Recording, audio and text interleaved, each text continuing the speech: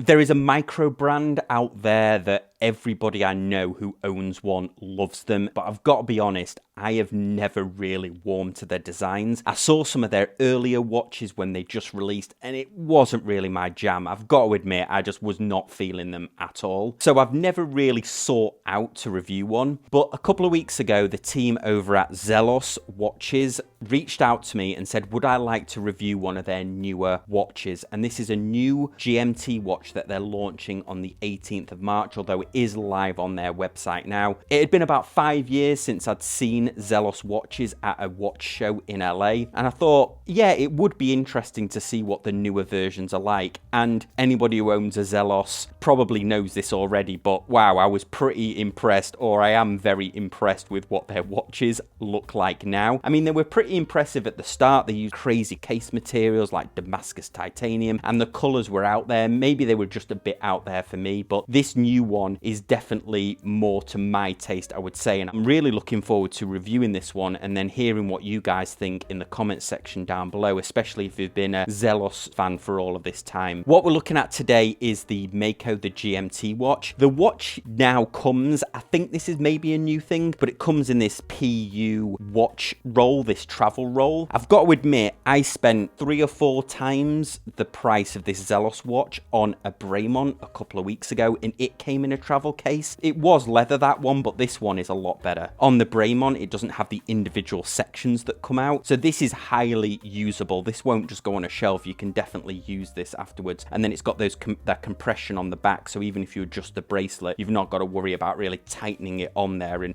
perhaps damaging the bracelet or damaging the pins. It also comes with a metal warranty card. I feel like I'm Gambit, one of the X-Men, where you could throw this card and stick it in a wall. Maybe I'll try it, maybe not in my own house, but maybe we'll do it if I get enough likes on this video. We'll try and throw this card into a dartboard. Let's get to the highlight of the review, and that is, of course, this watch. The watch comes in a 316L stainless steel case, and the case is coming in 40 millimeters with a 46 millimeter from lug to lug. I'm new to reviewing Zelos watches, so I did my own research, and the Mako is a line that they've had, a dive watch line that they've had, and I don't even think this is the first GMT that Zelos have done either. One of the things that they noted to me is that the case has been reduced in size as well. How they're measuring it is a bit interesting. They're saying it's 12 mil from the bezel to the back of the case, and that is correct. It has a very domed sapphire crystal on it, which absolutely looks spectacular. Now, on the website, they do say there is inner anti-reflective coating, but I can't say it's doing all that well on some of these outdoor shots. From the center of the dome and to the back of the case, I measured it about 15 millimeters. They've got it on their website as 14.7. Regardless if it's either of those, you can't tell. You do actually feel like you're wearing more of a 12 millimeter cased watch rather than a 15, but it does wear very well. Here you can see it on my 7.2 inch wrist. The overall fit and finish of the case is done to a high standard. We've got brushed elements down the side, and then we've got these chamfers, these high polished chamfers. On the back of the screw case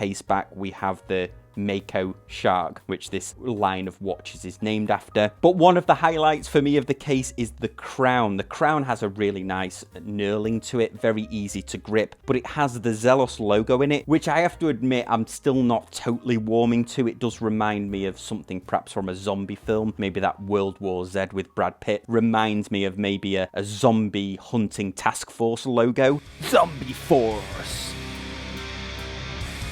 Not only is it a signed crown, but it also has Lume infilled in there as well, which is a really cool touch. It's a nice little surprise when I was doing the Lume shot. Not only is the inset of the crown loomed, we have a loomed ceramic insert on this bezel, and the bezel is omnidirectional as well. This is a GMT watch, so you can move the bezel back and forth. The mechanism they've used on here is really tight. There is no play in it. There's no play in it at all, which is actually quite hard to do, I think, on an omnidirectional. Really precise. The knurling on the outside of the bezel as well has a really nice industrial grip to it. Big fan of that. I want to spend a minute just to talk about the bracelet, because the first time I picked this out of the watch roll, that was the thing that struck me. Not only is there a lot of skill done on the brushing, but the sides have been polished inwards as well. There is no sharp transition on the side of the bracelet. It gives it a really nice feel in the hand and also on the wrist. Perhaps one of the only down points is that it does have male end links, but they are fitted. It's also quick release, so very easy to swap out the strap. The screw-in links were very easy to adjust. They haven't put any Loctite or anything like that on them. Very easy to do with a screwdriver. The clasp is a nicely machined, nicely milled clasp. On the actual clasp itself, we have the Zelos logo, and this is almost like a medallion that they've added on here. It's not stamped into the clasp itself. It's a separate piece that they've added on here. We have a push button deploying, but the highlight for me is the fact that it does have a micro adjust on the clasp, but it's spring loaded. So you basically pull it down slightly and then push it forwards and then it locks in. I don't think I've seen another bracelet like this. I'm not sure what happens if you accidentally catch the corner of the clasp. Would it move on your wrist? I'm sure they've thought about that, to be honest, but yeah, really impressive and quite an easy way to do. You can just pull this down and go ahead. So this is probably the second most impressed I've seen on an independent brand, the first being Jack Mason, probably this is second, and then Christopher Ward's system as well is probably third. I'm not crazy about the way they've done the indices. I know a lot of these are a Zelos trademark. I'm certainly more of a traditional person when it comes to applied indices. These are like perhaps shark's teeth, the way that they've done these indices, but they are applied. There's plenty of lume on them. We also have lume inset in the ceramic bezel, and then the hands and the GMT hand are also lumed. The handset I really like, with the exception of the second hand. The GMT hand on this particular model is purple. It does get lost a little bit against the blue of the dial in lower light, so it's good that they've added a little bit of lume onto that. The hour and the minute hand top marks, there's a bevel down the center. It's sword style hands. The minute hand goes all the way to the outer rehort track. On this, they have opted to go with a seconds track on the rehort instead of adding another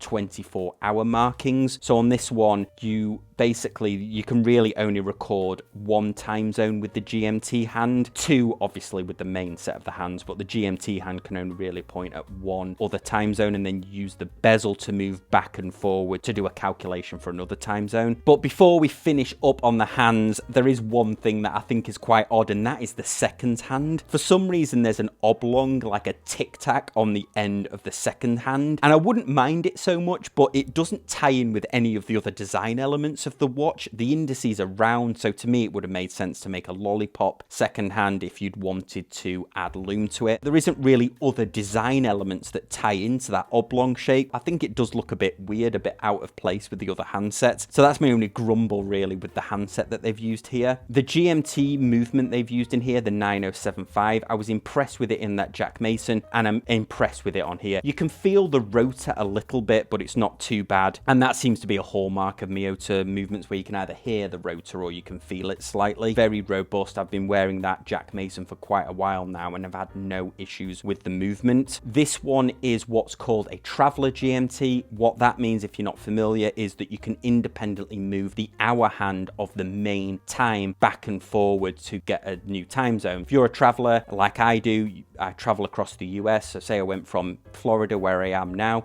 to California, I could just quickly flip it back 3 hours to get the new time zone without stopping the seconds hand and without disrupting the GMT hand either. There is another type of GMT, Office GMT, where the GMT hand itself moves. I actually prefer the Traveler GMT, although it can be a little bit of a hassle setting the date because there is no quick set date. So you have to set the date using the quick adjust hour hand to get to the date that you want, whereas the Office GMT has a separate position for setting the date. They've also color coded the date wheel, and it's not a perfect rectangle either. It gives it a really good look, and I'm a huge fan of the date on a watch, and I'm glad they've color coded the date wheel. I opted to go with the Meteorite version. This is the more expensive version out of the new range that's being released, and it's coming in at $629. I don't think I've seen another Meteorite dial where it's been any other color than the natural meteorite look, which is a grey silver look after they've applied, I think they apply an acid to it to get the grain to come out, but this is blue. And I was dying to know how they did it because they sent this to me before they'd actually released it on the website. And what they've done is,